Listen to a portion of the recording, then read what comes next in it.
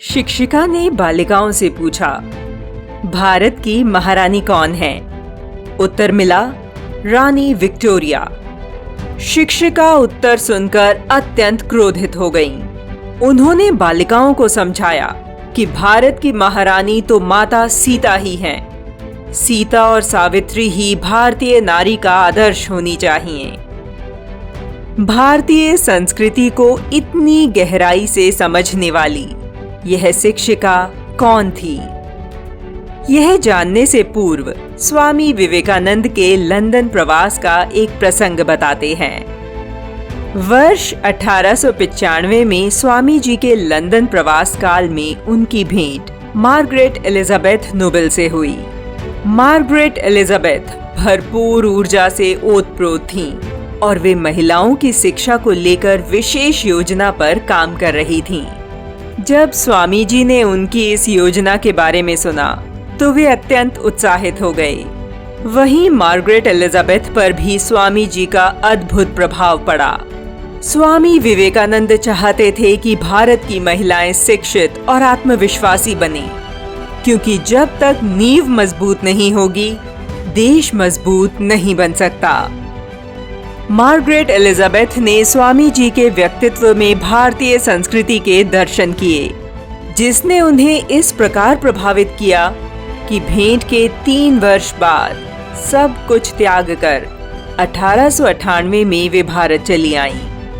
25 मार्च 1898 को उन्होंने ब्रह्मचर्य अपना लिया। उन्हें नया नाम मिला, भगिनी निवेदिता। स्वामी जी ने निवेदिता को विद्यालय वाले प्रस्ताव पर काम करने का निर्देश दिया।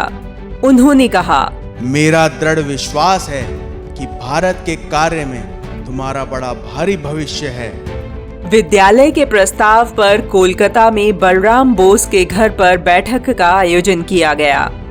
बैठक में इतिहासकार महेंद्र नाथ गुप्ता, सुरेश दत्ता, हरमोहन समेत श्री रामकृष्ण परमहंस के कई शिष्य सम्मिलित हुए। भगिनी निवेदिता ने प्रस्तावित विद्यालय की अपनी योजना के बारे में सभी को बताया और अपनी बच्चियों को पढ़ने के लिए भेजने का अनुरोध भी किया। परंतु निवेदिता के अनुरोध पर किसी ने उत्तर नहीं दिया। स्वामी जी ने लोगों को समझाते हुए कहा, मात्र लड़कियों के पिता बनना ही काफी नहीं है। आप सभी को उनकी शिक्षा में भी सहयोग करना चाहिए। उठिए और कहिए, हम सभी सहमत हैं। हम अपनी लड़कियों को आपके पास अवश्य भेजेंगे।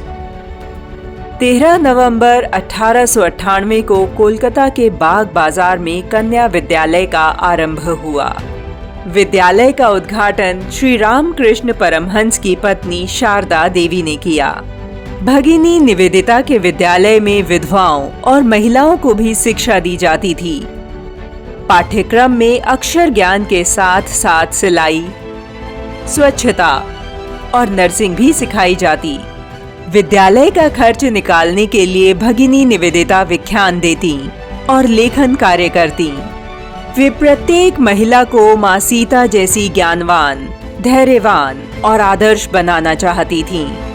यही कारण था कि जब छात्राओं ने भारत की महारानी विक्टोरिया को बताया तो वे भड़क गईं। मार्गरेट एलिजाबेथ मूल रूप से आयरलैंड की अवश्य थी, परंतु उनके हृदय में भारत बसता था। वे अपना नाम रामकृष्ण विवेकानंद की निवेदिता लिखती थी। इससे उनकी गुरु भक्ति का प्रमाण मिलता है। मां भारती को सर्वस्व अर्पण करने वाली भगिनी निवेदिता को शत शत नमन।